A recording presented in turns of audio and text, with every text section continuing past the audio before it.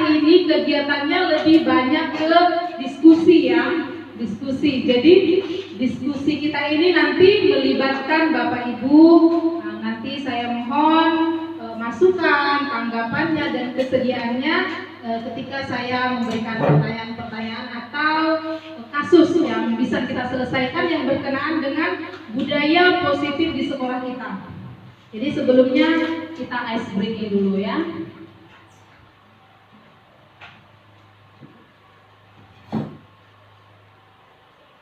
Nah, ini ada sebuah video. Jadi Bapak Ibu boleh berdiri, kita sambil berjoget ya.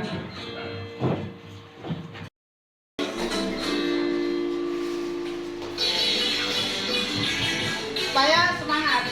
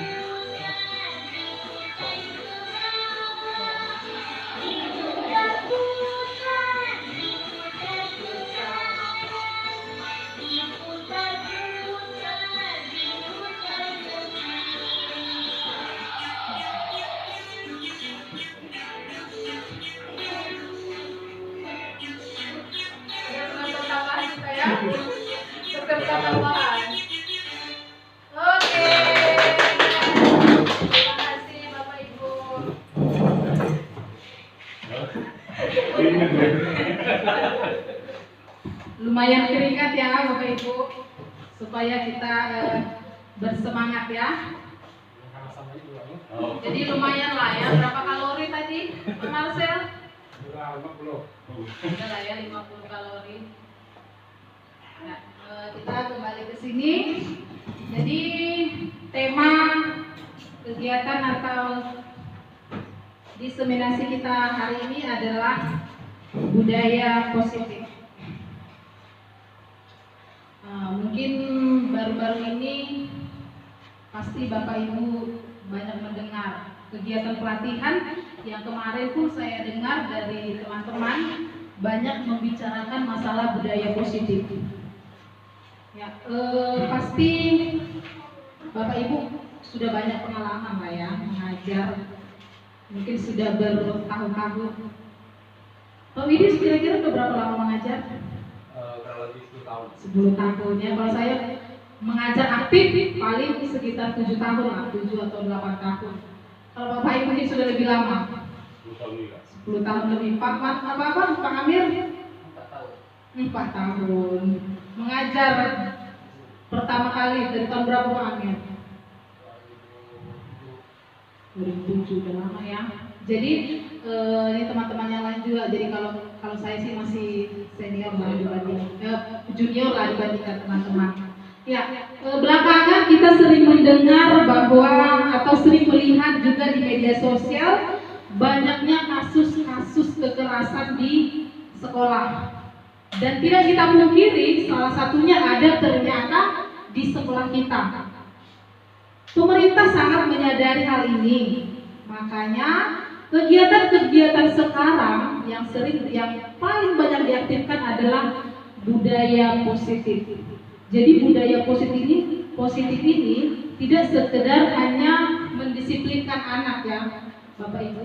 Kalau kita cari tahu apa arti budaya positif itu, budaya positif biasanya merupakan nilai-nilai yang kita percayai. Kalau kita pasti punya nilai-nilai yang kita percayai, Bapak Ibu, punya yang namanya keyakinan. Berarti ada nilai-nilai yang kita percayai yang ingin kita lakukan. Mau kita punya pengalaman lebih lama, lebih muda, kita sudah banyak menjalani hal-hal masalah-masalah yang sering kita jumpai di sekolah.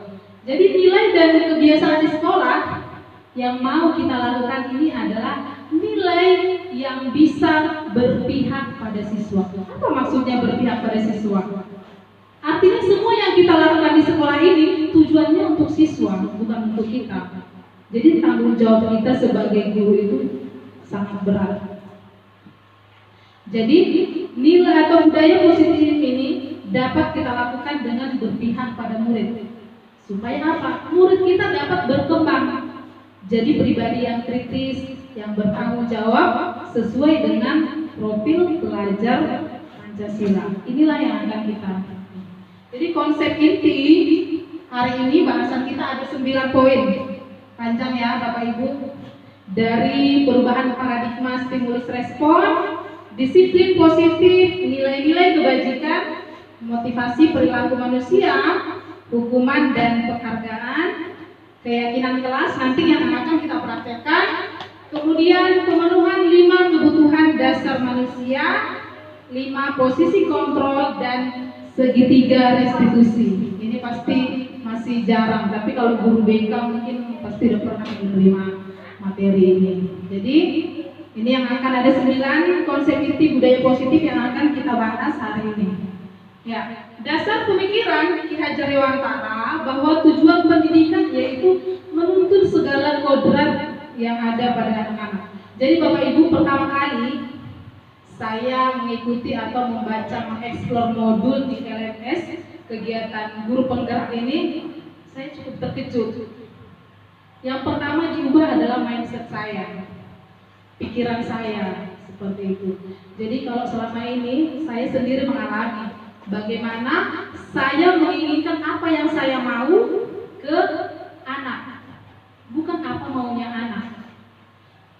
Menurut Ki Hajar Dewantara, jadi hari ini singkatannya Ki Hajar Dewantara, bahwa tujuan pendidikan itu adalah menuntut segala kodrat yang ada pada anak-anak agar mereka dapat mencapai keselamatan dan kebahagiaan yang setinggi-tingginya, baik mereka sebagai manusia maupun sebagai anggota masyarakat. Jadi tujuan kita utama ini siswa dan siswa. Jadi bukan karena saya bekerja, saya dapat uang, tidak. Tetapi yang inti dari utama pekerjaan kita ini adalah bagaimana kita menuntun anak-anak ini supaya mereka ini bisa jadi anak yang mandiri. Mereka bisa maju, punya pemikiran kritis, namun tidak pernah lupa dengan budayanya. Kodrat alam dan kodrat zaman. Jadi kodrat alam itu adalah di mana anak dilahirkan, latar belakangnya. Sedangkan kodrat zaman ini adalah bagaimana kita menyesuaikan cara mendidik kita dengan perkembangan yang ada pada anak, perkembangan zaman. Nah, kalau kita pikir-pikir, saya mengajar dulu, zaman dulu nggak perlu ada misalnya media, nggak perlu pakai seperti ini. Ya karena di zaman itu udah keren, belum ada. Tapi kalau di zaman sekarang, kita menghadapi generasi apa? Generasi Gen Z yang sekarang itu banyak kemudahan. punya HP, rata-rata punya HP, akses internet yang gampang. Kita harus mengikuti supaya mereka tertarik untuk belajar, tertarik untuk mengikuti apa yang kita ajarkan. Nah, ini dia perubahan yang pertama, perubahan paradigma belajar. Supaya budaya positif ini tadi bisa berkembang di sekolah, pasti yang utama kita harus menyediakan lingkungan yang aman dan nyaman agar anak-anak tadi, murid-murid tadi mampu berpikir, bertindak dan mencipta dengan merdeka sesuai dengan kurikulum merdeka yang sekarang sedang berproses kita jalankan. Jadi Bapak Ibu, budaya positif ini tidak akan mungkin terwujud tanpa adanya lingkungan yang aman dan nyaman. Ya, banyak juga kita tidak pungkiri ya, kasus-kasus di sekolah kita juga kayak kemarin orang tua sampai marah datang ke sekolah. Inilah kami memilih sekolah ini karena kualitasnya seperti itu. Kenapa anak sampai terluka di sekolah? Saya sebenarnya sih terkejut juga ya kan. Ada saya, ada Pak Marcel kemarin kelas 3 kemarin itu. Jadi bagaimana orang tua jadinya tidak mempercayai institusi sekolah. Karena apa? Mereka berpikir anak saya di sekolah celaka, anak saya di sekolah terluka. Loh, mana perhatian para guru ini? Jadi seakan-akan semua ini masalah dibebankan ke guru. Kenapa? Inilah Bu, nah, dia ngechat saya juga kemarin. Inilah Bu, makanya saya pengen anak saya ditemani di sekolah. Ya, tapi saya nggak pungkiri, nggak balas juga.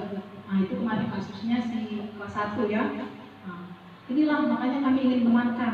Nah, jadi kurangnya respect dari masyarakat terhadap suasana sekolah. Karena apa? Mereka berpikir bahwa lingkungan kita tidak aman dan tidak nyaman. Inilah yang akan kita perbaiki sebagai pendidik. Nah, ini ada kasus, ini ada soal. Ini cobalah buka. Nah, ini boleh kita perhatikan ya, Bapak Ibu bisa dengan temannya. Anda adalah A. Tugas Anda adalah mengepalkan salah satu tangan Anda. Nah, coba Bapak Ibu bayangkan, Ibu punya benda berharga di tangan. Ibu atau Bapak ada dipengaruhi temannya, coba buka, saya maksa. Tapi Anda berpikir bahwa benda yang Anda genggam ini adalah benda yang berharga. Nah, lalu ada seorang teman Anda, si B, mempengaruhi Anda supaya Anda melepaskan kepalan tangan Anda ini. Tapi Anda punya berpikir bahwa ini adalah barang berharga. Sekarang saya mau tanya, Bapak Ibu apakah mau melepaskan genggaman ini? Dengan resiko si B akan mengambil benda yang Bapak Ibu genggam ini.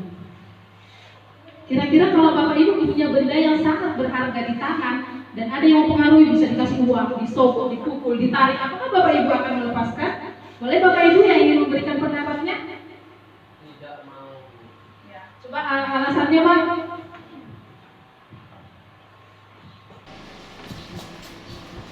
Tidak mau membukanya Bu, karena ya kita takut barang kita diambil. Kalau sudah diambil, maka kita tidak bisa memilikinya lagi. Tapi Bapak dikasih uang, gimana Pak? Kalau Bapak dikasih uang, mau nggak melepaskan benda berharga yang di tangan tadi? Tergantung setimpal dengan uang. Mungkin kalau sebanding bisa jadi. Lepaskan ya. Oke, terima kasih. Oke, ada lagi mungkin dari ibu-ibu. Kalau ada benda berharga di tangan Bapak Ibu, saya mau pengaruh ini, mau ini tolong lepaskan. Nah, tapi ibu pikir ini emas berlian, ini hadiah dari suami gitu. Tapi saya mau rampok, kira-kira bagaimana Bu? Ibu saya kasih itu 1 M deh, ibu mau nggak lepaskan? Padahal harga berliannya mungkin hanya 100 juta, gimana Bu ini? Ya, menurut kalau pendapat saya sih saya tak akan melepaskannya. Nggak akan melepaskan? Ya, karena itu adalah pemberian dari suami saya. Oke. Pemberian Pak Wahyu. Jadi tergantung orangnya ya. Saya kalau saya juga mungkin gitu juga kan ya Pak Amir ya. Kalau setimpal boleh gitu ya. Kalau nggak setimpal enggak. Tapi kalau kenangan kayak Bu ini dan suami nggak mungkin ya. Sayang biar kasih 1 M ya Bu ya. Benar ya Bu. 1 M kalau usah kerja lagi nih Bu 20 tahun. Iya. Jadi pendapat masing-masing kita berbeda-beda ya. Jadi bagaimanapun pendapat Bapak Ibu, saya nggak bisa begitu mengatakan benar atau salah. Karena itu adalah kontrolnya Ibu. Saya nggak bisa mempengaruhi atau mengatakan oh si ini salah, ini si ini salah. Karena itu adalah tergantung dari keputusan Bapak Ibu. Oke, nah ini tadi ya apa alasannya. Nah inilah namanya teori kontrol atau kontrol teori dari Dr. William Glasser. Jadi itu teori pilihan, choice teori. Itu pilihan kita kan, mau melepas atau tidak. Misalnya saya nih mau nyekolahkan SK atau enggak, itu kan pilihan saya. Meskipun misalnya dipengaruhi oleh Bu, udahlah Bu, kita bikin wallet yuk Bu, kerja sama, misalnya kayak gitu. Tapi itu kembali ke saya. Jadi nggak ada yang benar atau salah ya Bu. Apapun yang kita lakukan dalam hidup kita, keputusan-keputusan kita, itu semua tergantung dari pilihan kita. Tergantung dari apa yang kita mau, apa yang kita inginkan. Pasti kita sudah memikirkan efek buruk, negatifnya, positifnya, pasti kita sudah memikirkan. Inilah namanya kontrol teori atau yang berkembang menjadi choice teori, pilihan. Sama ketika dengan anak-anak. Kita juga nggak bisa memaksa mereka.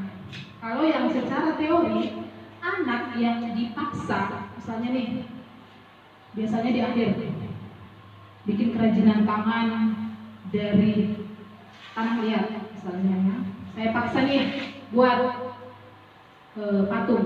Ternyata ada yang nggak bisa, ada yang nggak mampu. Saya nggak bisa mengerjakannya. Tapi kita maunya harus itu, karena ini tugas, gitu. Tapi sekarang sebagai pendidik, tugas kita itu hanya menuntun anak-anak. Nah, nanti juga ada kalau saya lagi nanti ada presentasi, nanti ada kita materi pembelajaran berdiferensiasi. Jadi kita itu mengakomodir semua anak. Jadi kita itu sebagai guru, sebagai pendidik gak bisa, oh kamu maunya apa, kamu bisanya apa, di bagian apa.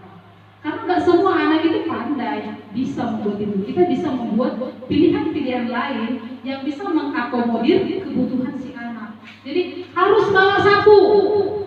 Ternyata dia nggak ada kemampuan untuk membuat sapu. Itu maksudnya ya Bapak Ibu. Nah, jadi ada beberapa miskonsepsi tentang makna kontrol. Nah, ada beberapa miskonsepsi tentang makna kontrol, teori kontrol di sini tadi. Ilusi guru mengontrol murid. Kita pasti berpikir, saya guru, saya yang mengatur kelas. Benar begitu nggak Bapak Ibu? Pernah nggak seperti itu? Saya nih yang punya ilmu, saya diam, duduk, belajar. Nah, seringkali kita seperti itu kan. Kemudian ilusi bahwa semua penguatan positif, efektif dan bermanfaat. Pernah saya mendengar bahwa semakin kita sering memberikan penguatan positif kepada orang lain, dia akan merasa bahwa penguatan yang kita kasih itu tidak berguna. Itu jadi seakan-akan kewajiban kita. Nah, saya pernah juga mengalaminya Bapak Ibu, ada anak kita sering kita dekati, tapi dia jadi merasa keenakan ke kita, jadi gak sopan. Sering gak Bapak Ibu mengalami seperti itu? Iya, sering sekali. Jadi penguatan yang positif ternyata gak bagus terus menerus. Kayak si Redi nih, kasus si Redi. Oh saya kan sering nih nyapa dia, oh kayak gini. Tapi lama-lama dia semakin tidak menyukai saya, semakin merasa teman, merasa tidak jadi menghormati. Nah itu salah satunya ya. Kemudian ilusi kritikan. Kritikan dapat membuat orang merasa bersalah, dapat pula menguatkan karakter. Jadi Bapak Ibu, saya juga belajar memang bagaimana kita menyampaikan kritik yang membangun, tidak membuat orang sakit hati. Saya juga pasti pernah lah, mungkin Bapak Ibu pernah mendengarkan ucapan saya juga mungkin buat tersinggung. Karena apa?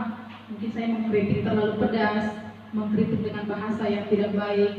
Nah, jadi setelah mempelajari ini, oh iya ya, kenapa saya harus memperlakukan teman saya, murid saya dengan pendidikan yang jelas. Ya Bapak Ibu, banyak kita dengar juga ada guru yang membuli siswa. Kau ini bang, hitam jelek. Lihat orang, badan kau itu gendut. Banyak. Kita sebagai guru tidak menyadari, ternyata kita juga salah satunya. Membuat kritikan, kau ini udah terlambat, tidak kerjakan PR ini. Sering. Kemudian ilusi bahwa orang dewasa memiliki hak untuk memaksa. Ini paling tidak, saya berkuasa di sini. Saya wali kelas di kelas ini. Semua harus ikut aturan ibu. Ternyata tidak. Nanti kita akan pelajari selanjutnya. Udah capek Bapak Ibu? Jadi ini dia. Ini salah satu kutipan dari Stephen R. Covey, salah satu leadership dalam bidang disiplin ya Bapak Ibu. Dia mengatakan, bila kita ingin membuat kemajuan perlahan,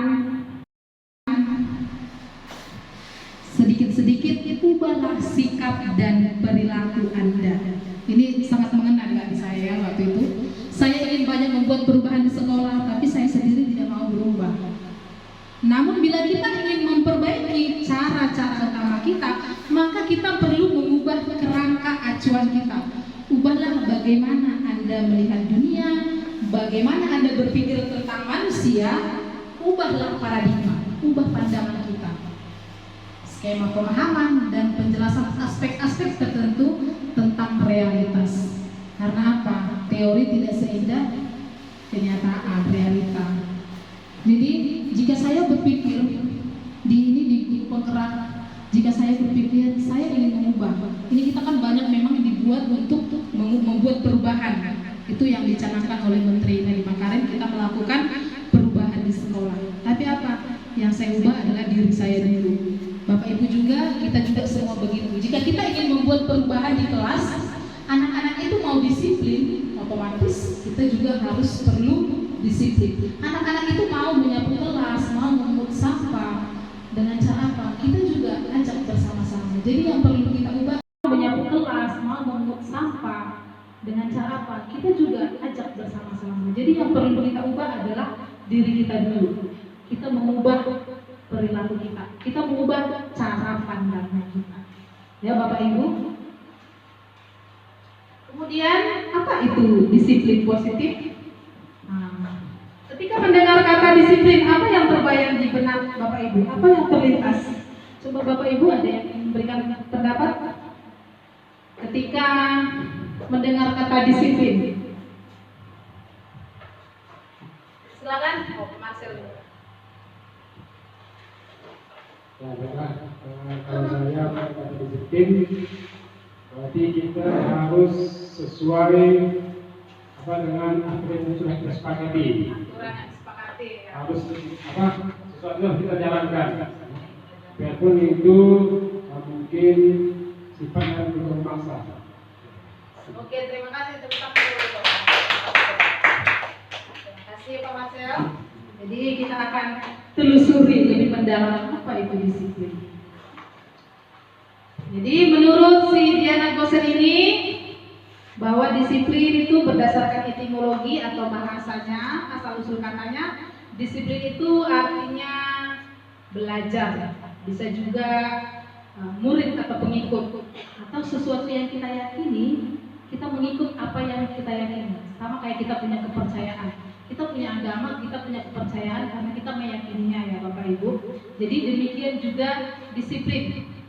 Jadi disiplin ini berkonotasi juga dengan disiplin diri. Jadi tidak hanya sekedar mendisiplinkan orang, tapi bagaimana kita mendisiplinkan diri sendiri. Jadi disiplin, setelah saya telusuri, saya telisik, disiplin adalah kemampuan dalam memerintah diri sendiri dan mengontrol dan menguasai diri untuk memilih tindakan yang mengacu pada nilai-nilai yang kita hargai dengan tanggung jawab dan tanpa terperintah oleh orang lain. Jadi bagaimana kita mendisiplinkan diri dengan apa yang kita yakini, nilai-nilai yang kita hargai, nilai-nilai kebajikan. Nah, saya akan tunjukkan nilai-nilai kebajikan. Salah satu yang di kurikulum kita adalah profil pelajar Pancasila. Itu adalah nilai-nilai kebajikan. Mulai dari mandiri, kreatif, itu adalah nilai-nilai kebajikan. Jadi disiplin ini ternyata adalah memerintah diri. Jadi kita nggak bisa bilang anak-anak, peraturan sekolah 7.15 masuk. Mereka hanya sekedar taat aturan. Tetapi mereka berpikir nggak, kalau saya tidak terlambat ke sekolah, penting nggak ya buat saya? Misalnya nih, ada anak yang tidak mengerjakan PR. Kita berpikir dia tidak mengerjakan PR berarti tidak disiplin dong, atau tidak piket lah, tidak piket kelas, dia tidak disiplin. Tapi dia hanya sekedar melakukan aturan. Dia tidak berpikir, kalau saya mengerjakan PR, saya akan lebih pintar. Itulah nilai-nilai kebajikan, nilai-nilai positif, nilai-nilai kebaikan. Jadi mengerjakan tugas itu tidak hanya sekedar rutinitas karena takut dihukum, takut dimarahi guru, tetapi nilai dari dalam diri inilah yang akan mau kita bangun di dalam diri anak dan di dalam diri kita sendiri.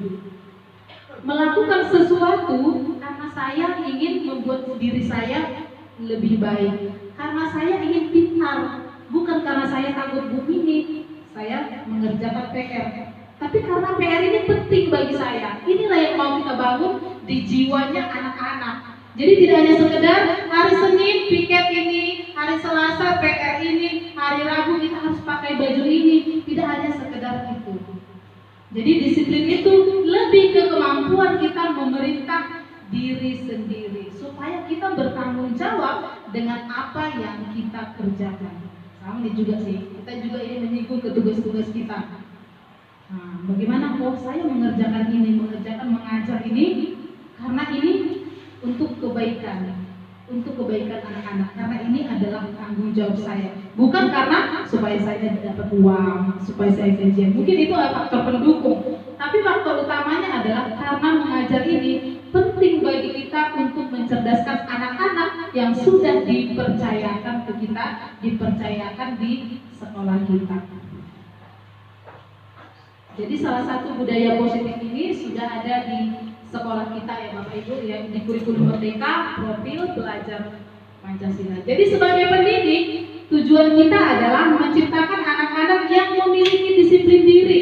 Artinya muncul nilai-nilai kebajikan dari dia, kemandirian, kritis, toleransi, saling menghormati, tanggung jawab muncul. Jadi tidak hanya sekedar dia tidak memukul temannya karena nanti biar gak dihukum Pak Marcel, biar gak kena panggil orang tua, tapi karena apa? Dia sayang temannya. Saya kayak si Anas memukul si B, si A memukul si B, bukan karena atau dia tidak mau memukul si B karena udah kena peringatan Pak Marcel misalnya. Tapi karena apa? Ini yang mau kita bangun, karena saya menyayangi teman saya, jadi nggak boleh dipukul. Ini yang mau kita ajarkan ke anak-anak. Kamu datang ke sekolah ini karena belajar ini penting untuk kamu, bukan karena kewajibanmu datang ke sekolah. Nah, inilah yang harus kita tanamkan. Jadi nilai-nilai kebajikan universal ini yang secara umum ini, anak-anak jadi memiliki motivasi intrinsik, artinya motivasi dari dalam diri, bukan motivasi ekstrinsik karena pengaruh dari luar, karena dipaksa maknya sekolah, karena dikasih uang jajan, tapi karena apa? Belajar itu penting untuk dia, sekolah itu penting untuk masa depan dia. Jadi kita perlu mengingatkan anak-anak, kalau di kelas pun kenapa kamu tidak mengerjakan PR? Nah, saya udah mengalami sendiri di kelas 6. Ketika saya mengeksplor materi ini, pertama-tama ya memang saya sebagai guru yang seperti itu. Tidak pikir berdiri. Ini Pak Amir pun pernah lihat saya menghukum siswa berjemur, angkat kaki, angkat tangan ya. Karena itu tadi, sebenarnya mereka mengerjakan sesuatu itu jadi terpaksa. Tapi lama-lamaan saya coba di kelas saya. Nah, kita pendekatan ke anak-anak secara internal, kenapa kamu nggak mengerjakan PR? Pertama-tama mereka itu bohong. Saya udah kerjakan. Tidak, saya sampai bilang foto, sampai dengan foto kirim ke ibu. Kalau memang PR-nya tinggal, ternyata enggak. Besoknya dia jujur, sebenarnya nggak saya kerjakan. Karena itu tadi motivasi intrinsik mereka belum terbangun. Kalau mereka motivasinya sudah terbangun, mereka pasti jujur. Bu, memang tidak saya kerjakan. Pasti jujur. Dan itu sudah saya alami sendiri di kelas saya. Dengan cara apa? Saya pendekatan ke anak-anak. Saya ingatkan bahwa kalian datang ke sekolah ini bukan sekedar memenuhi tugas kalian sebagai anak disuruh orang tua ke sekolah, tapi itu hak kalian mendapatkan ilmu, mendapatkan pelajaran dari guru. Karena apa? Ini demi masa depan kalian. Ya Bapak Ibu, jadi tugas kita sebagai guru ini berat sekali. Kita banyak ini jadi guru seperti Superman, serba bisa. Nah, ini dia contoh nilai-nilai kebajikan. Nilai-nilai kebajikan yang sekarang ini disusun oleh dari kementerian. Inilah yang mau kita bangun. Karena mengingat itu tadi, budaya positif di seluruh Indonesia ini sudah semakin hilang. Banyak kasus bully, guru pun dibully, anak-anak saling membuli. Makanya dicanangkanlah di kurikulum Merdeka, profil pelajar Pancasila. Inilah yang mau kita wujudkan, hasil dari ajaran kita mewujudkan ini, yaitu mulai dari beriman dan bertakwa kepada Tuhan Yang Maha Esa dan berakhlak mulia. Banyak anak-anak yang udah lagi sekarang semakin mudahnya kita mengakses dunia media sosial, semakin banyak orang tidak melakukan kegiatan keagamaan sudah semakin ini kalau saya lihat itu. Kemudian berkebinekaan global, bergotong royong, kreatif, bernalar kritis dan mandiri. Jadi mandiri tidak hanya sekedar belajar sendiri ya Bapak Ibu. Jadi fasilitator kami pernah bilang seperti ini. Kami kan ada sering kegiatan lokakarya. Jadi ketika ibu meninggalkan sekolah, pergi lokakarya, bagaimana reaksi anak-anak itu? Apakah mereka mampu belajar sendiri? Apakah mereka mampu mengatur diri sendiri? Dan itu saya tinggalkan murid saya ketika lokakarya yang pertama. Apa yang terjadi? Pertengkaran, jambak-jambakan, akhirnya melapor ini. Karena apa tadi? Mereka nggak ketemu dan saya pun masih awal-awal mempelajari ini. Tapi semakin saya sering, kemarin juga kami menyusun keyakinan, ternyata saling menghormati itu penting. Ternyata bertanggung jawab itu enak. Ternyata harus tepat waktu itu bagus. Itu jadinya yang tumbuh di mereka. Dan saya melihat perkembangan siswa kelas 6 itu yang semakin bagus. Yang tadinya kasar, yang tadinya mengolok, ini gendut, paling mereka sering ngecek si Meli, si Osbet, oh si Cina ini Cina apa gitu. Sering. Karena itu tadi belum terbangun budaya positifnya. Nah, kemudian ini dari Virtus Project, nilai-nilai kebajikan menurut mereka. Nah, inilah yang bisa nanti Bapak Ibu juga ajarkan di kelas masing-masing, apalagi terutama wali kelas lah ya. Peduli, rajin, integritas, rasa hormat. Inilah nilai-nilai kebajikan yang akan kita bangun. Tanggung jawab, pengabdian, bijaksana, toleransi, dermawan, harga diri, rendah hati. Kalau misalnya piket kelas, ini masuk ke kebajikan yang mana? Nilai-nilai kebajikan yang mana? Piket kelas. Menurut Bapak Ibu masuk kebajikan yang mana piket kelas?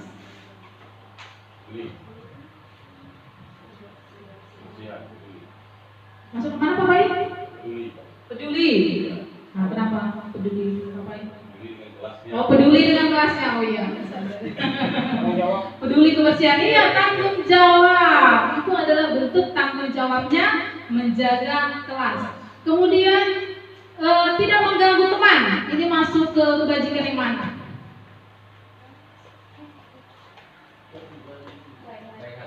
Baik hati, ya. Masuk mana lagi?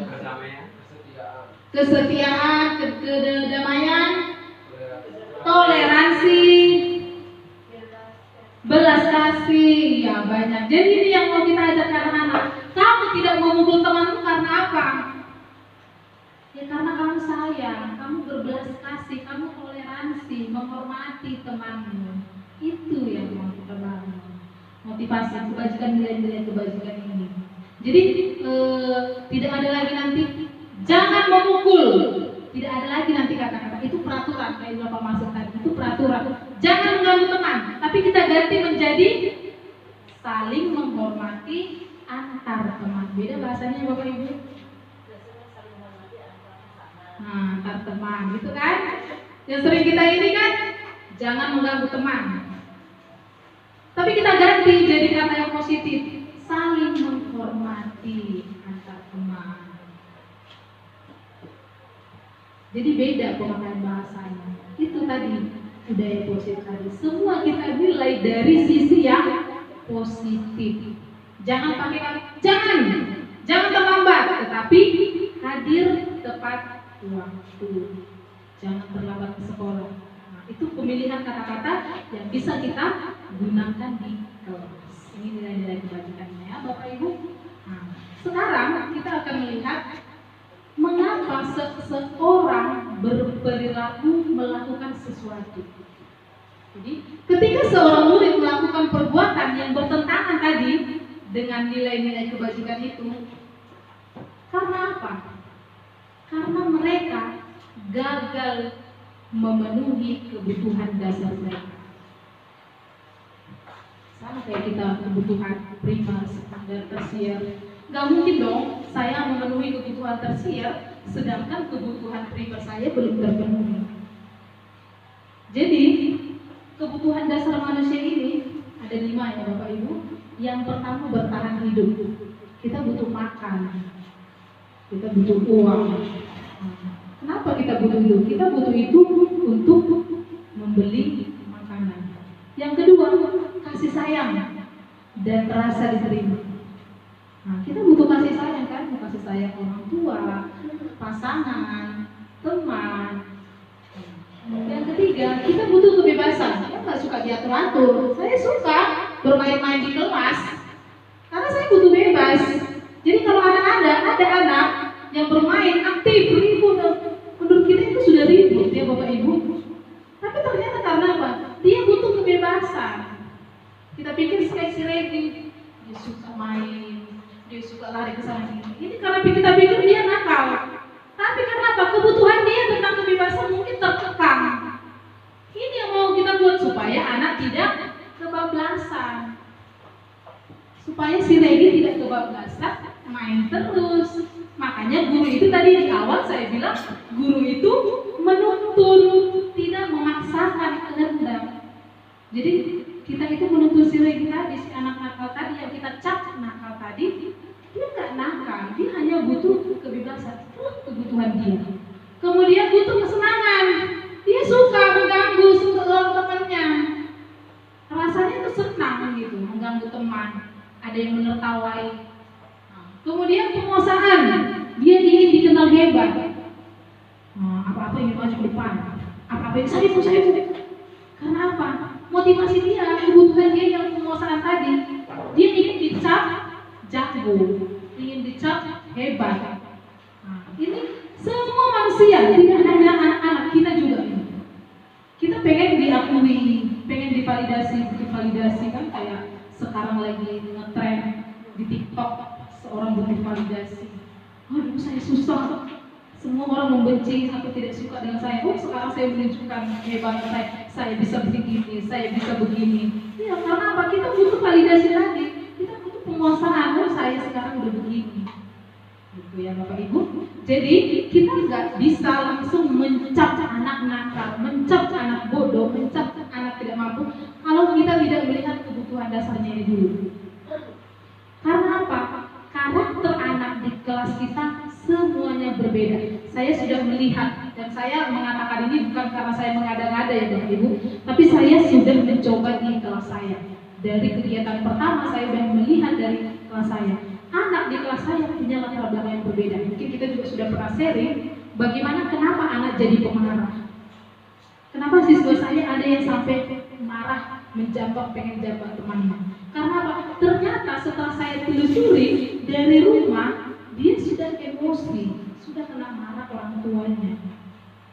Dan ada anak yang kemarahannya itu sudah berlangsung lama.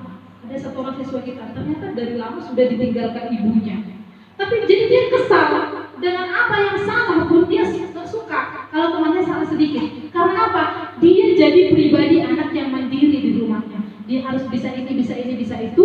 Sehingga ketika temannya ada yang salah letak, salah bicara, dia langsung nyerocos, langsung marah. Bukan begini, gini. Karena apa? Emosi dia dibentuk dari rumahnya. Dia jadi anak yang kuat, anak yang mandiri. Karena apa? Ternyata dia sudah lama ditinggalkan ibunya. Dia merasa ibunya tidak bertanggung jawab ke dia. Jadi dialah yang mengayomi anak, adiknya, mengayomi kegiatan pekerjaan-pekerjaan di rumah. Jadi ketika ada temannya yang salah sikit atau berbicara ketika belajar, dia nggak suka. Karena dia merasa dia ingin mengatur. Tenang, seperti yang saya atur di rumah saya. Saya melihat seperti itu. Oke, kita lanjut. Jadi ketika seorang murid tidak berhasil di bidang akademik, katakanlah kemampuan akademiknya kurang, kemampuan belajarnya misalnya suruh kerjakan susah, dia akan memenuhi kebutuhannya tadi. Dia tadi di bagian akademik mungkin kurang. Bagaimana caranya? Ini nih, bisa dia dengan mengatur orang di lapangan. Mungkin kita bisa dengan menyakiti temannya secara fisik. Karena itu tadi ada kebutuhannya yang tidak terpenuhi. Kemampuan akademisnya kurang. Karena ada teman siswa kita begitu. Karena apa? Dia merasa kurang. Dia jadi cari hal yang lain untuk memuaskan kebutuhannya yang lain tadi. Seperti itu ya Bapak Ibu. Ini ada contoh kasus lagi. Oke, boleh dibaca Ibu Mega.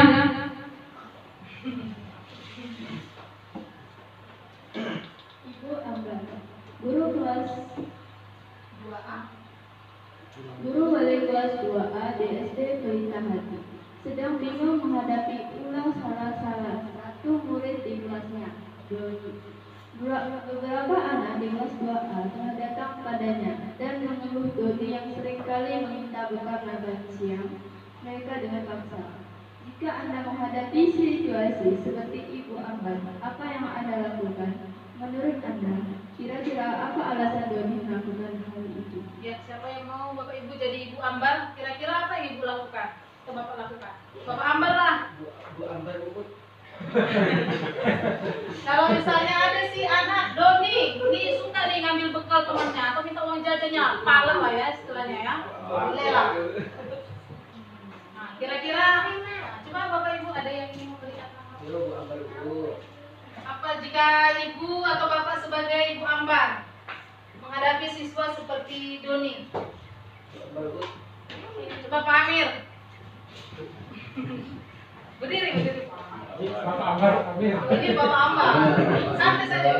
Jawab, saya akan memanggil Doni dan menanyakan kenapa ia sering meminta makan siang teman-teman dan apa alasannya. Maka kita akan tahu solusinya dan tahu penyebab kenapa dia sering meminta makan siang. Berarti dicari tahu dulu ya Pak ya. Apa alasannya? Nggak langsung hukum ya Pak ya. Kita cari tahu dulu kenapa sih Doni suka mengambil bekal temannya. Kita tanya. Akhirnya setelah kita tanya nih, ini misalnya udah ditanya Pak Amir nih, Pak Amir. Nah, yang pertama, ternyata ketika Doni ditanya oleh Ibu Ambar, katanya karena dia lapar. Ia lapar dan orang tuanya tidak membuatkannya bekal, nggak bawa duit pula, lalu tak ada bekal. Maka si Doni ini sedang memenuhi kebutuhan hidup, mau bertahan hidup. Makanya dia rampas makanan temannya. Gak mungkin anak itu tidak akan merampas makanan temannya kalau dia udah kenyang dari rumah. Karena itu tadi ada ternyata kebutuhannya yang tidak terpenuhi. Kedua, kasih sayang dan rasa diterima. Doni mengambil bekal temannya karena dia merasa senang temannya jadi memperhatikan dia. Bu, makananku diambil. Bu, siapa yang ambil? Doni. Ya, kan dia senang diperhatikan.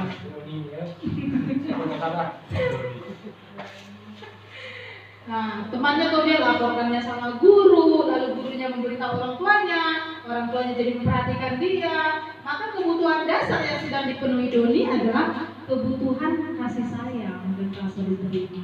Jadi nggak ada anak nakal sebenarnya. Karena apa? Kita tidak memahami apa sebenarnya yang mereka butuhkan. Jadi semua tindakan anak itu ada pengaruh dari belakang apa yang tidak terpenuhi. Kemudian penguasaan, kebutuhan yang ketiga penguasaan itu kebutuhan pengakuan atas kemampuan. Doni merasa hebat karena temannya jadi takut dengan dia. Ini biasanya ketua geng. Si Doni ini sepertinya ketua geng. Oh, jadi si Doni ini sedang berusaha memenuhi kebutuhan dasarnya agar kekuasaan. Ini kayaknya di kelas 5 siapa nih Pak? Ketua geng. Iya, itu yang suka bikin temannya ya. Kemudian yang keempat, kebebasan, kebutuhan akan pilihan. Doni merasa bosan, bisa jadi karena Doni merasa bosan dengan makanan yang dibawakan ibunya dari rumah. Mungkin dilihatnya bekal temannya ternyata lebih enak. Di rumah nggak pernah makan enak, mungkin bisa jadi begitu kan? Jadi banyak latar belakang dan kebutuhan yang ingin dipenuhinya ternyata.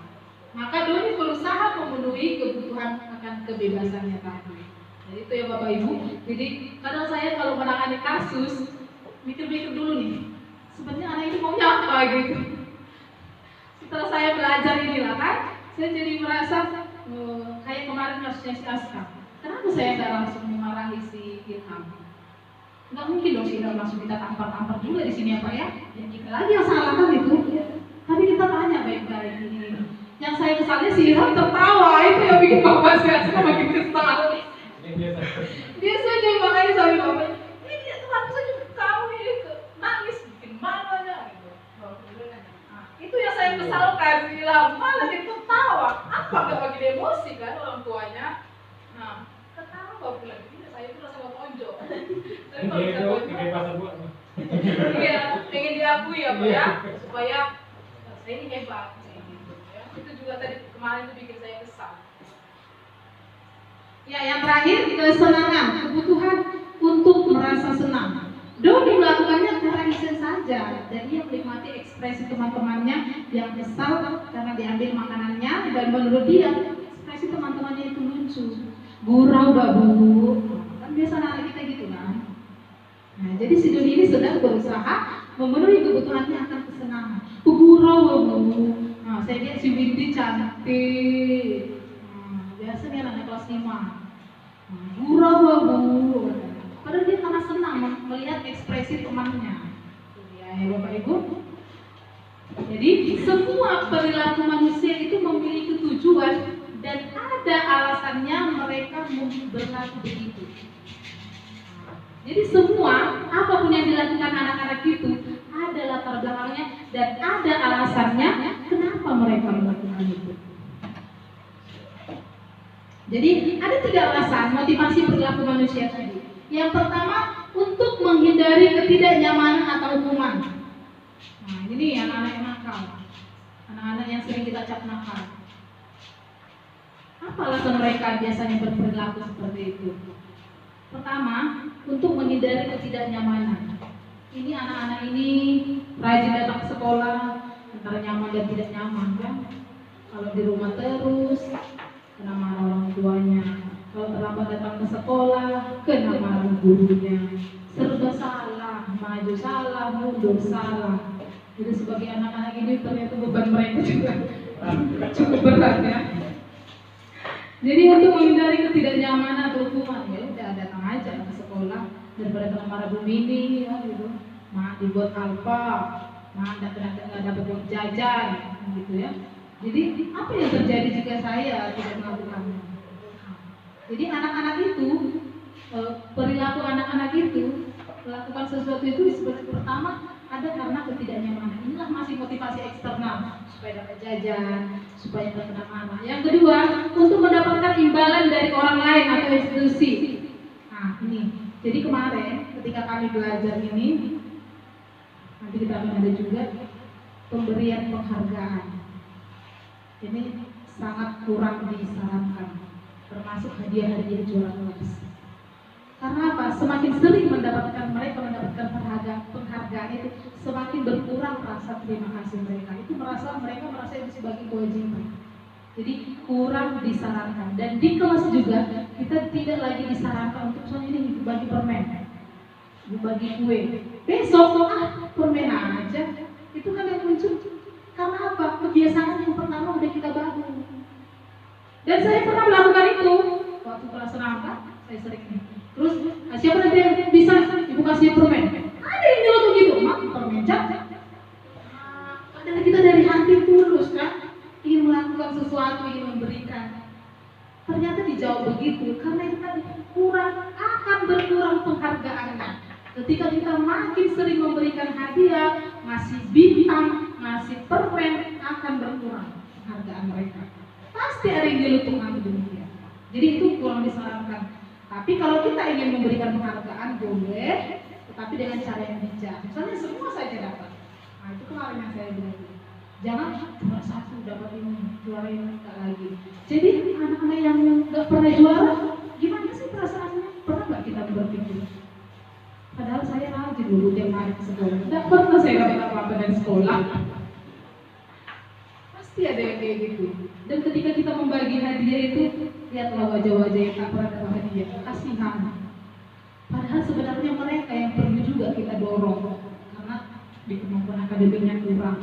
Jadi sebenarnya mereka yang perlu kita kasih motivasi, belum kasih buku satu gitu. Tapi ternyata enggak, hanya yang pintar yang kita idolakan, hanya yang juara kita kasih hadiah. Jadi itu sudah tidak disarankan. Jadi kalau misalnya Bapak Ibu masih sering seperti itu, sudah tidak perlu lagi ya dilakukan ya Bapak Ibu.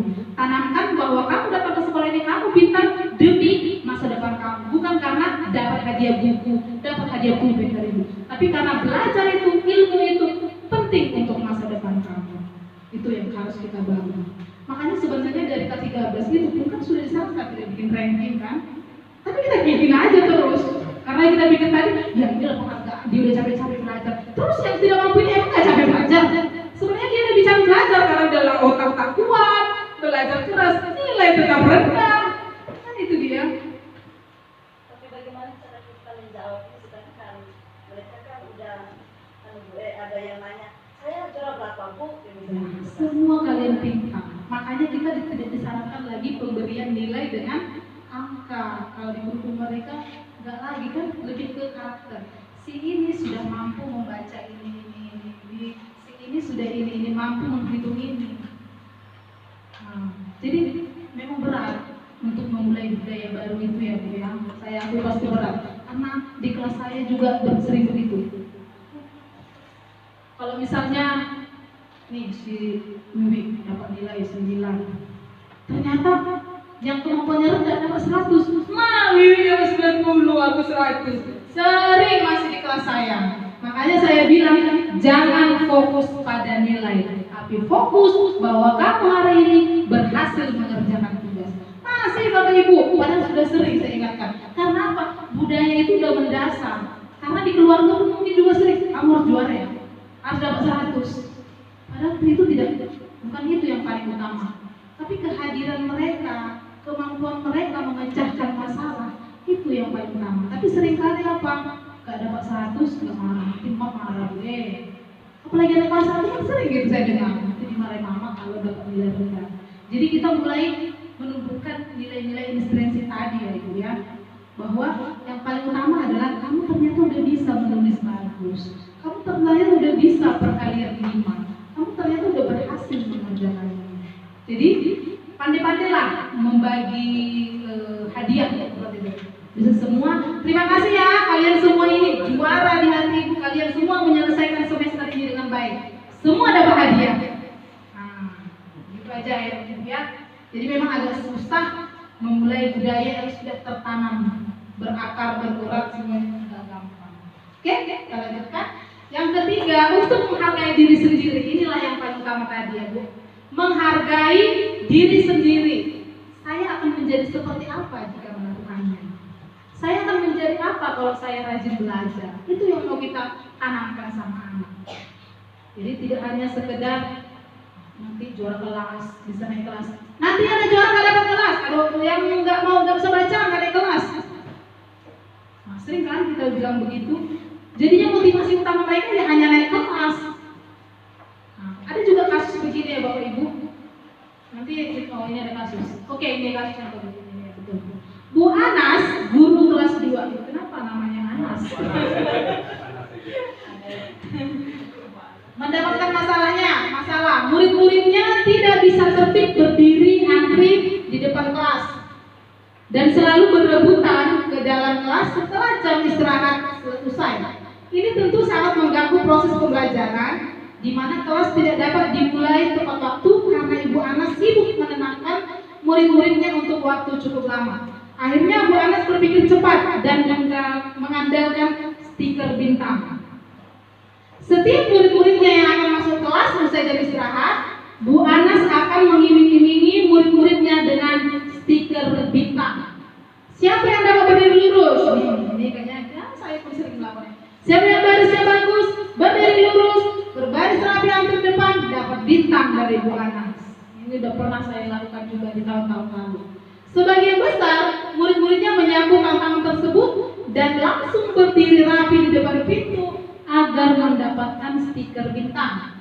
Hal ini terus dilakukan Bu Anas selama beberapa minggu karena cukup berhasil membuat murid-muridnya berdiri rapi antri di depan pintu. Sampai pada suatu saat Bu Anas sakit dan terpaksa digantikan Pak Heru. Ini kayaknya Pak Widi yang gantikan ini. Pak Heru, Pak Widi ternyata nggak tahu tentang stiker ini. Dan benar saja, pada saat mau masuk ke kelas usai jam istirahat, murid-murid kelas 2 kembali berebutan masuk kelas. Kira-kira kenapa ini terjadi? Apa tadi hubungannya kita dengan motivasi anak ini? Ya, siapa yang bisa? Pak Widi dulu. Ini karena ada Pak Widi. Karena ada Anas ya. Baik, saya akan mencoba menjawab dari kasus di atas. Itu terjadi karena keinginan anak hanya ingin mendapatkan imbalan. Dia tidak mendapatkan dari dalam dirinya sendiri, ataupun dia tidak memiliki keinginan untuk tertib masuk ke dalam kelas. Jadi hanya untuk dapatkan imbalan. Oke, terima kasih tepuk tangan. Ya, benar sekali ya Bapak Ibu. Motivasi utamanya adalah dapat stiker, dapat imbalan.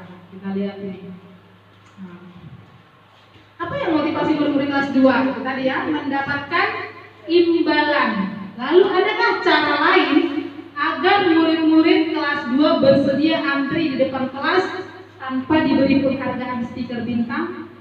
Siapa yang bisa membuat ini? Kira-kira tadi kan mendapat imbalan, ternyata berulang kalau juga ibunya. Karena ternyata salah motivasinya, cuma mau dapat stiker, dapat imbalan. Lalu bagaimana kira-kira apa cara yang kita lakukan? Ya, siapa yang bisa memberikan tanggapan? Pak Amir. Pak Pai. Pak Pai, Anas ini dulu mantan murid Bapak. Kira-kira bagaimana caranya? Tetap lanjutkan. Tetap lanjutkan.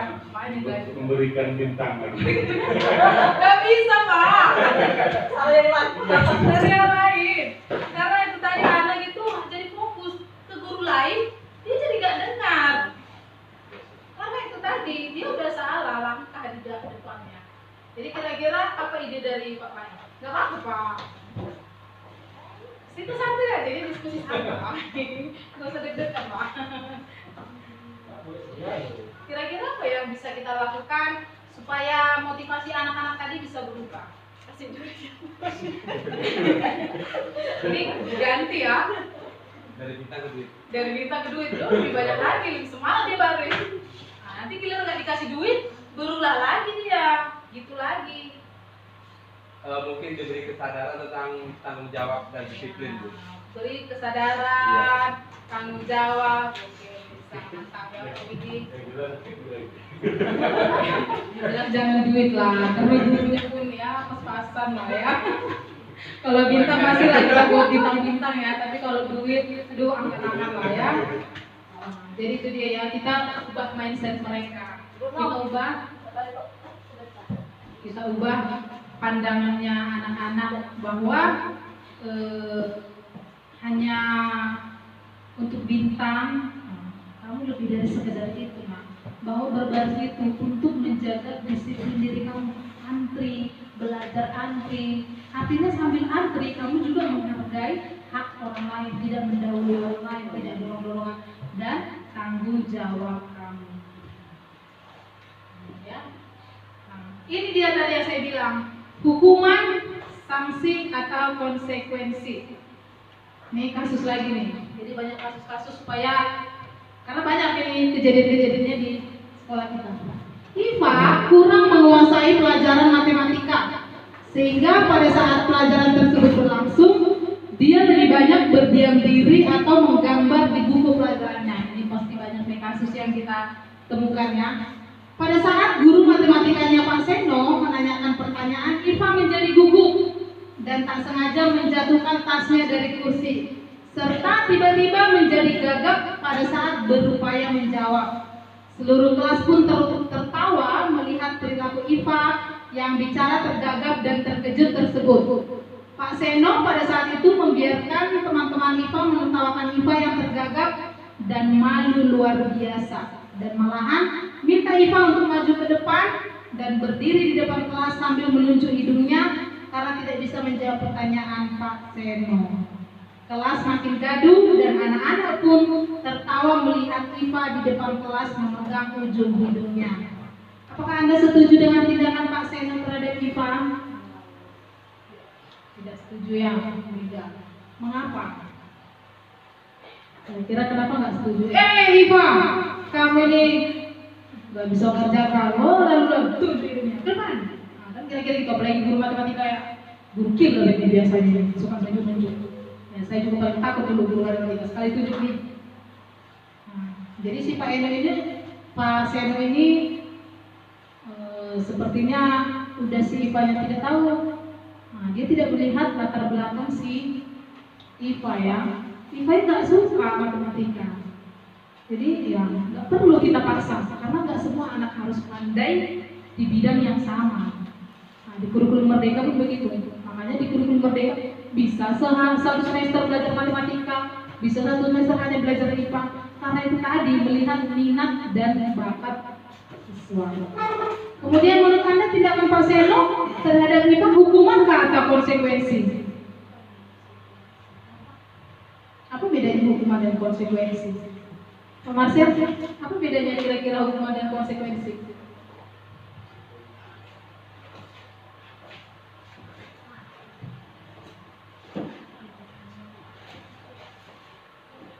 Kalau hukuman itu mungkin di sini hukuman itu sesuatu yang diterima seseorang atau orang lain diberikan hukuman.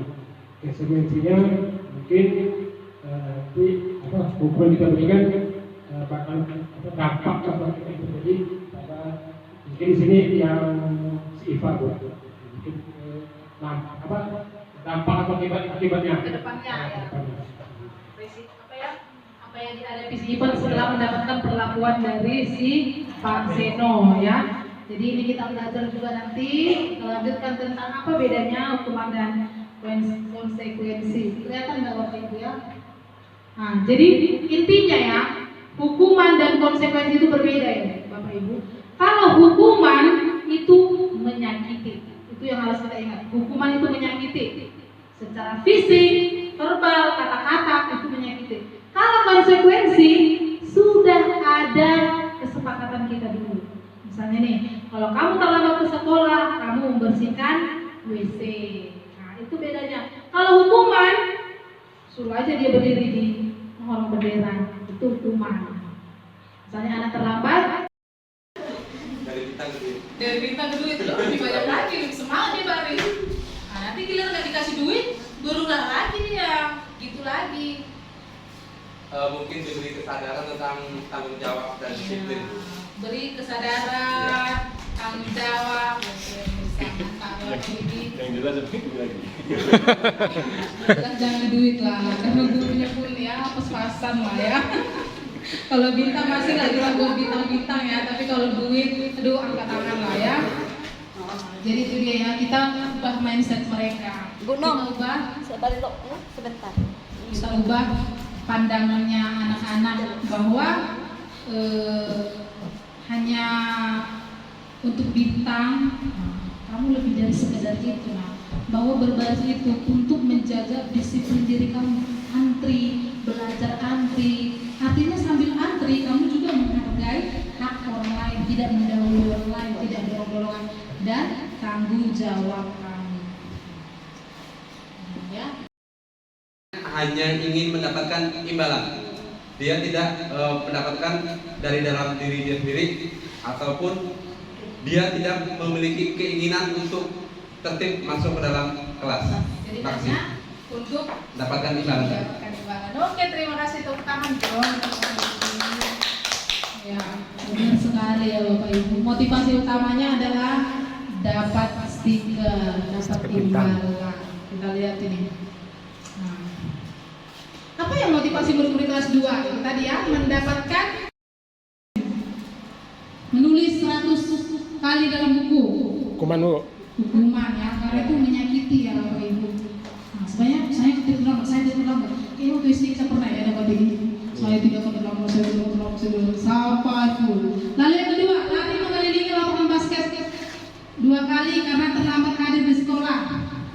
Itu pemanasan. Tapi ini bukan terlambat, bukan Iya, karena olahraga, ya. olahraga. Ini hukuman tak konsekuensi. Hukuman Bu. Hukuman ya. Jadi hukuman itu menyakiti, kita ingat aja hukuman itu menyakiti, konsekuensi karena ada kesepakatan antara saya dengan siswa saya. Kemudian membersihkan coretan yang dibuatnya di meja tulis. Konsekuensi. Kamu melakukan ini maka perbaiki. Gitu. Kemudian menggantikan tugas teman yang telah dicoret-coret, menggantikan kertas tugas teman yang telah dicoret-coret. Konsekuensi. Konsekuensi ya. Kemudian yang kelima, berjemur di lapangan basket pukul 12 siang karena mengobrol dengan teman. Hukuman. Hukuman ya, saya pernah impul setelah saya lapor saya bisa sebenarnya ya. Saya ingat dulu si Ciko ya ampun, saya semuanya nyesal gitu ya. Kemudian berdiri sambil mengangkat kaki. Itulah jelas hukuman yang menyakiti. Jadi ini sebaiknya kita jangan memperlakukan hukuman lagi ya, konsekuensi. Kemudian, nah ini dia, kalau hukuman itu identitas gagal. Nah, anak akan menyembunyikan kesalahan. Dia nggak akan cerita ke orang tuanya kalau dia tadi dimarahin, berdiri. Nah, kemudian kita mencoba mengontrol anak dengan penguasaan negatif. Nah, dampaknya pada murid apa? Marah, merasa bersalah, rendah diri, mengasihkan diri. Tapi ini beda kasus ya, kalau misalnya anaknya memang nakalnya luar biasa, udah biasa mesti begini. Tapi anak-anak yang sekali-sekali misalnya sekali terlambat, lalu kita hukum dengan keliling lapangan, nah biasanya langsung lemas. Jadi dia akan merasa rendah diri, akan merasa ya ampun dipermalukan gitu ya. Nah sama kayak si Iva tadi, dia merasa dia dipermalukan. Tapi kalau kita buat konsekuensi, mungkin dia bisa kehilangan waktu. Kita suruh membersihkan WC, mungkin dia nggak ikut. Tapi dia akan berani belajar menahan diri supaya besok aku nggak terlambat lagi gitu. Kemudian kalau identitas hukuman ini biasanya kita sendiri yang buat kan, nah dibuat guru. Sedangkan kalau ini antara kesepakatan kita dengan siswa kita. Jadi lain kali kalau piketnya tidak piket, apa konsekuensinya? Jam istirahat di hari Bu, itu konsekuensi, ada kesepakatan kita. Tapi kalau langsung tiba-tiba kita suruh, bersihkan WC lagi, nah itu hukuman dan bisa menyakitkan, bisa membuat anak juga dendam, Bapak Ibu. Apalagi kalau guru SMA mungkin pasti sering dendam, karena kita ini anak-anak Mas ya. Tapi kalau guru SMA, ya pun besok dikejar yang gurunya. Karena tadi hukuman kita mungkin bisa efek menyakitkan, membuat trauma, membuat sakit hati, anak merasa dipermalukan. Besok dia datang menjumpai guru. Nah, ini yang akan kita lanjut. 5 posisi kontrol guru sebagai penghukum, sebagai teman, pembuat orang merasa bersalah, monitor dan manajer. Kita lihat satu persatu. Jadi kalau penghukum itu tadi. Nah, sekarang posisi kita di mana ini? Sebagai penghukum kan? Nah, sebagai penghukum itu tadi kita langsung suruh lompat kodok, lari 100 kali, mati dong kalau 100 kali ya. Tulis atau kita suruh menghormat bendera. Lalu sebagai orang membuat orang merasa bersalah, biasanya kita lakukan, ibu bang, letih ngajar ini, lalu lah kamu nakal. Biasanya kan anak jadi merasa bersalah kan. Lalu sebagai teman, ingat tidak bantuan bapak selama ini, bantuan ibu, kamu ditolong loh ini. Nah itu kita perlakukan anak sebagai teman. Lalu sebagai monitor atau pemantau, apa yang kamu lakukan? Apa yang sudah kamu buat? Apa yang kamu kerjakan tadi? Dan yang posisi kontrol kita sebagai guru yang paling bagus adalah manajer. Mempersilahkan murid untuk mempertanggungjawabkan perilakunya dan mencari solusinya. Ini yang paling posisi yang sangat-sangat disarankan kita sebagai guru, sebagai manajer. Kita tanya, kita suruh anak bertanggung jawab dengan apa yang dia lakukan. Kita cari, kita bantu dia mencari solusinya ke depannya. Ini kayaknya kurang kelihatan ya. Nah, jadi motivasinya kalau penghukum ini menghardik ya, menunjuk-nunjuk, menyakiti, menyindir, membuat orang merasa bersalah. Contohnya bapak kecewa sama kalian. Masa gitu sama temannya kan sering juga kita. Itu posisi kita sebagai pembuat orang merasa bersalah. Sebagai teman, membuatkan alasan untuk muridnya. Sebagai pemantau, menghitung dan mengukur. Sebagai manajer, mengajukan pertanyaan-pertanyaan. Ini yang akan kita latih ya hari ini. Nah, apa yang kita yakini, maka hasilnya akan apa? Kita yang guru sering melakukan hukuman, anak akan memberontak dan menyalahkan orang lain, akan berbohong. Kemudian kalau membuat orang merasa bersalah, anak akan menyangkal, menyembunyikan, menyangkal, berbohong. Sebagai teman, anak akan ketergantungan. Itu tadi. Dia akan semakin merasa kita temannya, tergantungan. Nah, lalu sebagai pemantau, anak akan menyesuaikan diri bila diawasi. Ada ibu, masuk. Ada bapak. Karena posisi kita itu sebagai pemantau. Nah, tapi kalau posisi kita sebagai manajer, kita akan menjadi menguatkan mereka. Ini kita lihatkan saja ini ya. Nah, ini yang harus kita lakukan yaitu membuat keyakinan kelas. Nah, ini contoh peraturan dan keyakinan ya Bapak Ibu. Bedanya peraturan dan keyakinan. Selalu kembalikan buku ke tempatnya.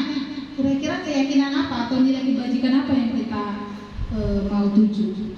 Yaitu tentang tanggung jawab. Dilarang mengganggu orang lain.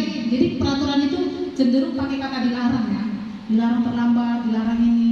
Tapi keyakinan itu berbeda. Nah, kalau dilarang mengganggu orang lain, keyakinannya apa? Menghormati orang lain dan diri sendiri. Kemudian hadir di sekolah 15 menit sebelum pembelajaran dimulai. Bisa kita ganti dengan menghormati orang lain, komitmen pada tujuan. Lalu dilarang melakukan kekerasan. Nah, kita bisa ganti keyakinan dengan keselamatan atau menghormati orang lain. Kemudian dilarang menggunakan narkoba. Kita tanamkan kesehatan penting bagi mereka.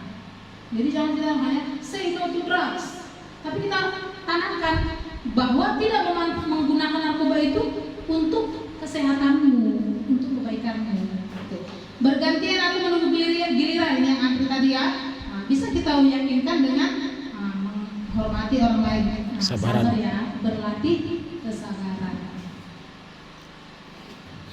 Nah, jadi keyakinan kelas itu bersifat lebih abstrak daripada hanya sekedar peraturan ya Bapak Ibu.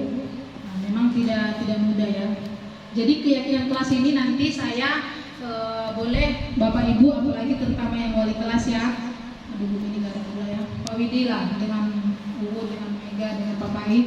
Tolong nanti bantu saya untuk membuat keyakinan kelas di kelasnya masing-masing ya. Saya kayak butuh foto atau video yang bisa saya lampirkan nanti untuk kegiatan video saya ini. Jadi jangan pakai kata dilarang, tapi kayak tadi saling menghormati teman, berlatih bersabar atau melakukan tanggung jawab terhadap piket kelas. Kita ganti kata-katanya, saling menghormati dengan teman, itu kita ganti ya. Jadi tidak lagi sekedar peraturan. Nah ini yang dokumentasi kelas 6, mereka membuat keyakinan. Jadi saya tanya dulu, nanti kalau di kelas boleh Pak Marcel atau siapapun boleh sih, wali kelas. Karena kami pun kalau lagi mau belajar ini kegiatan ini, biasa kami buat dulu kesepakatannya atau keyakinannya. Misalnya jangan ada yang main HP, biasa ada gitu. Santai Bu. Jadi kita sesuaikan. Jadi nanti kita tanya sama anak-anak. Dan tergantung kondisi kelas. Misalnya nih di kelas Pak Widi kan sering kemarin kan bertengkar ya. Di benih pisang. Berarti nilai-nilai kebajikan yang dikuatkan kira-kira apa Pak Widi?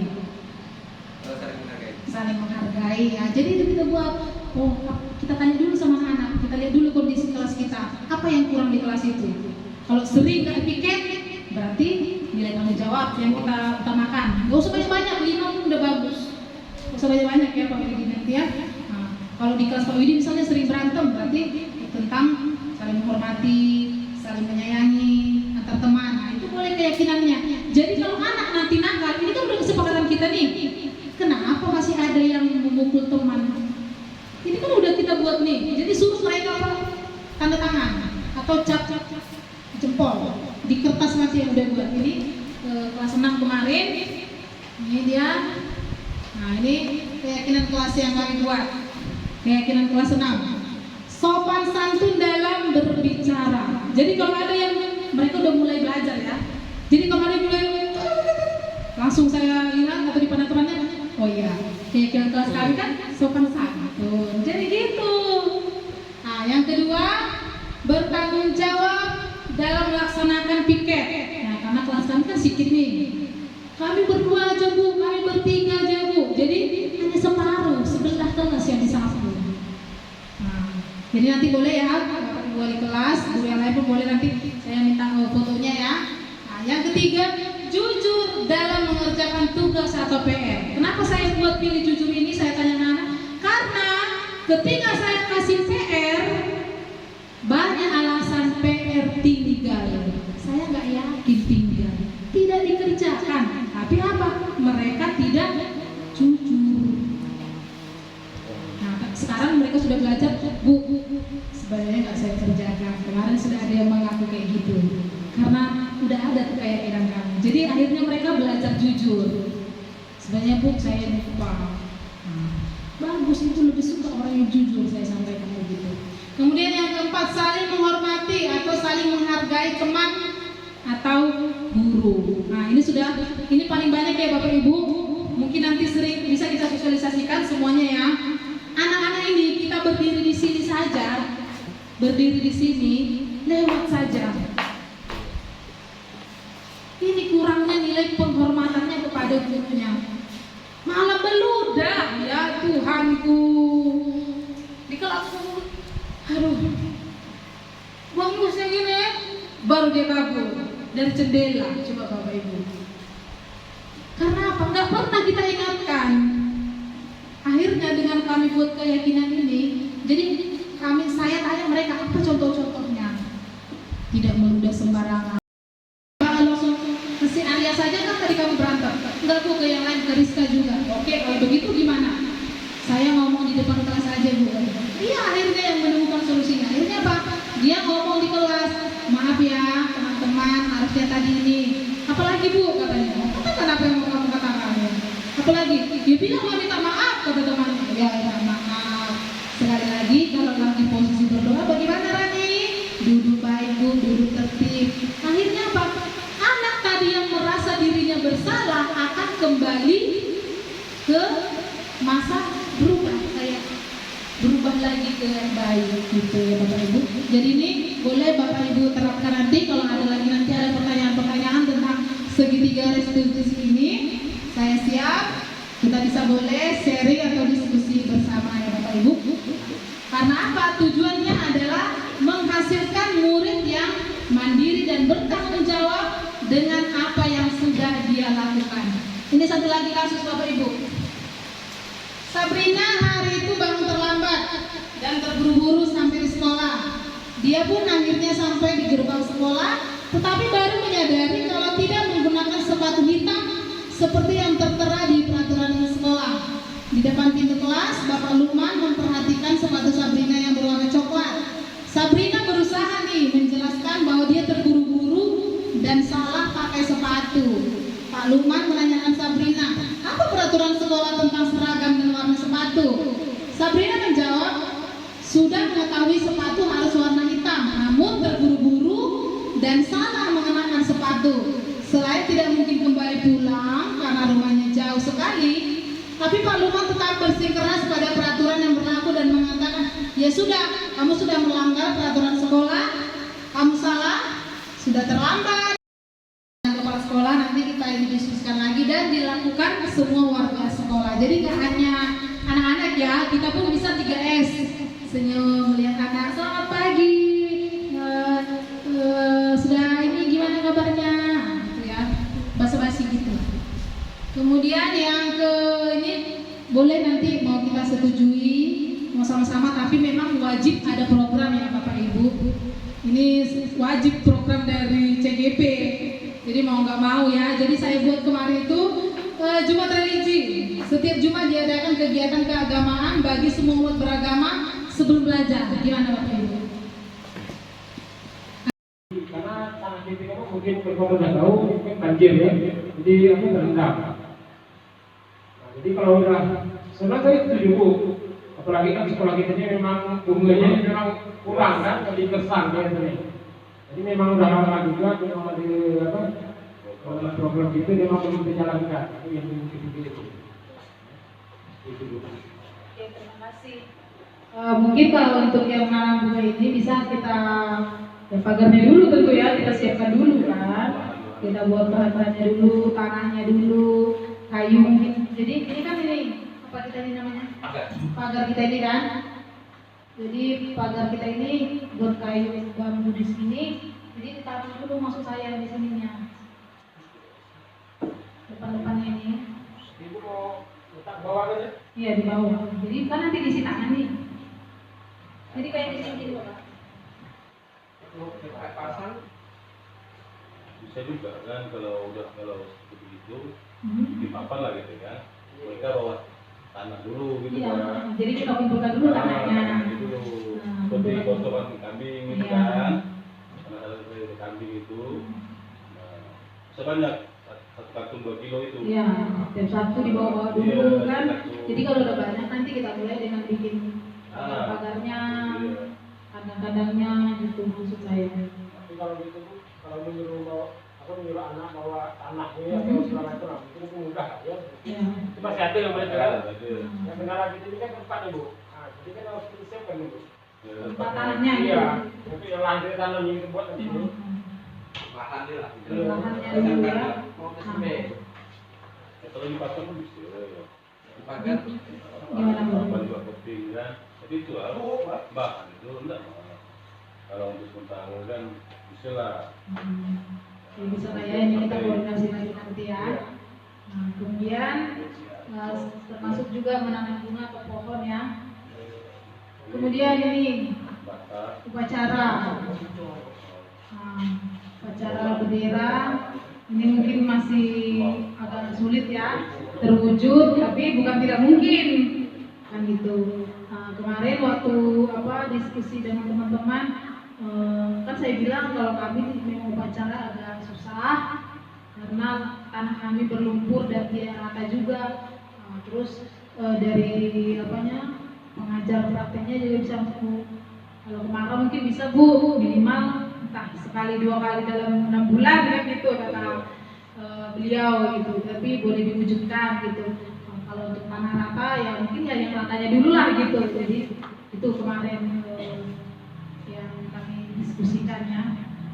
Jadi ini kita lakukan supaya menumbuhkan budaya-budaya positif tadi, jadi terkontrol dan juga rasa nasionalisme, kemandirian dan gotong royong juga yang tumbuh. Atau ada lagi Bapak Ibu ide-ide atau gagasan-gagasan yang bisa kita wujudkan, yang kita bisa lakukan untuk mewujudkan budaya positif di sekolah?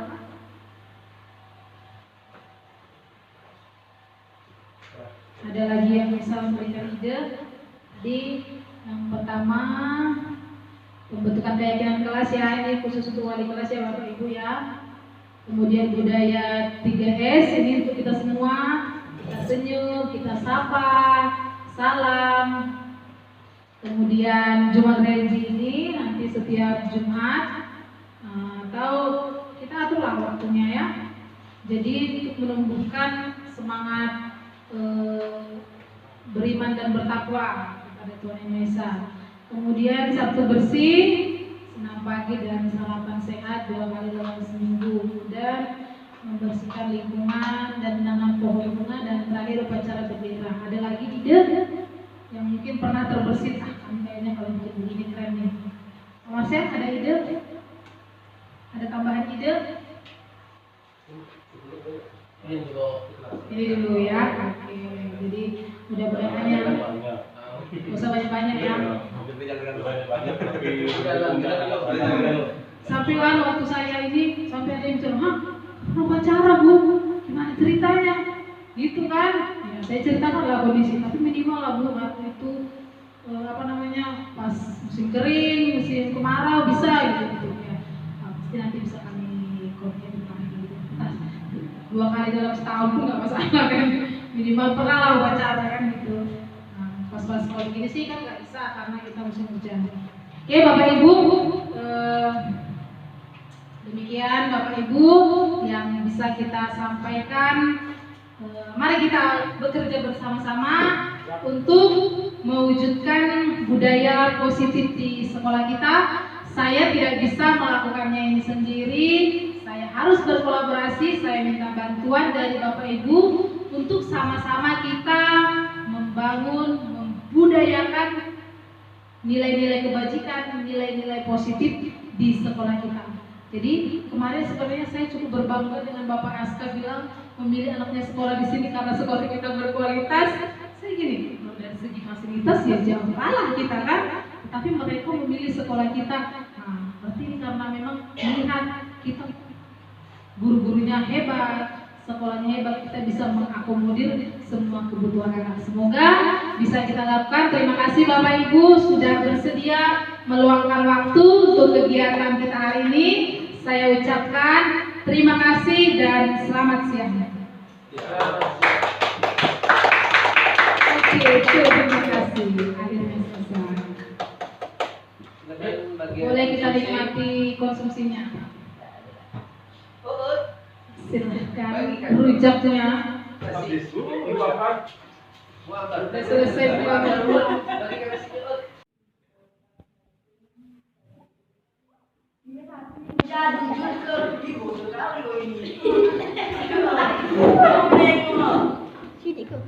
Ya. Nempel ya? Mau lo?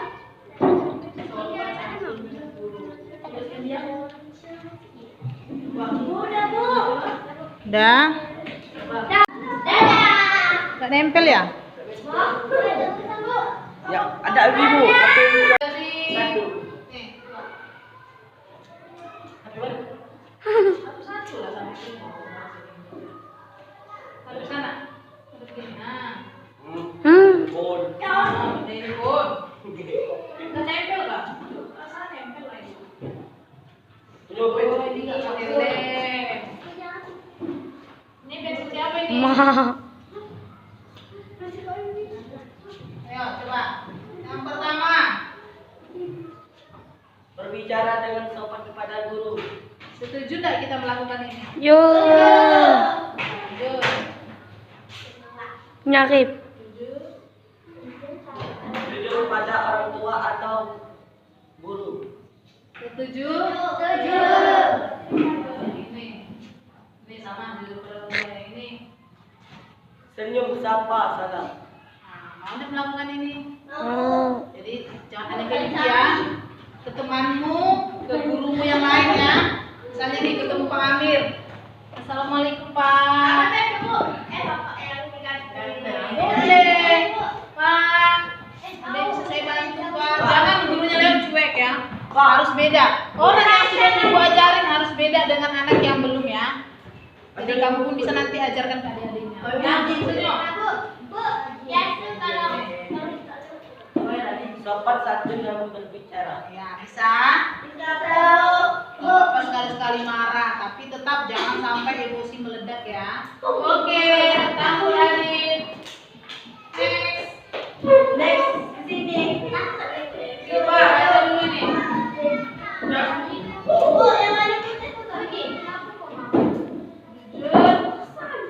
Kepada orang dan jujur kepada guru. Ya, jujur kepada orang tua ya maksudnya ya. Jujur kepada orang tua dan guru bisa? Bisa ya. Jadi nanti dari mana Wulan? Oh, dari rumah Wiwi Bu. Oke, padahal dia pergi ke gunung. Jauh dia. Oke, selanjutnya. Bertanggung jawab di rumah atau di sekolah. Iya, bertanggung jawab di rumah atau di sekolah. Bagus. Lagi. Nanti sikit Pak.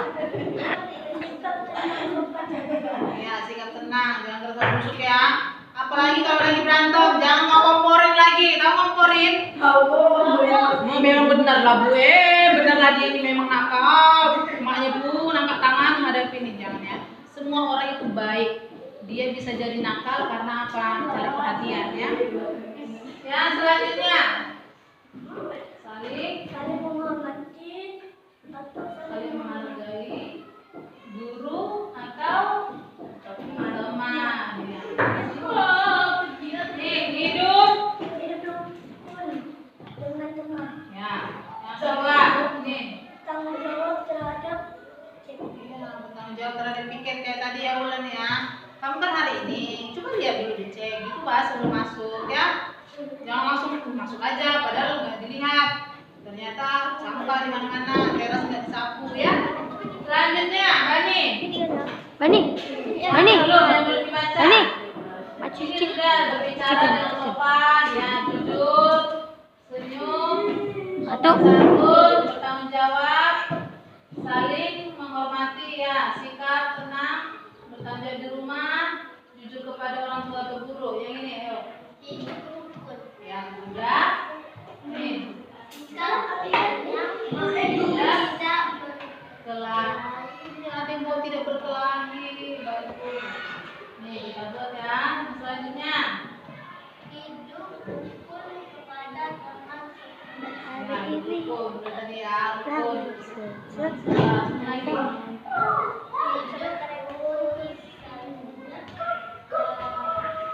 Damai, tidak kelahi, yang tidak kelahi ya. Tanggung jawab sopan santun. Oke, udah terima kasih ya.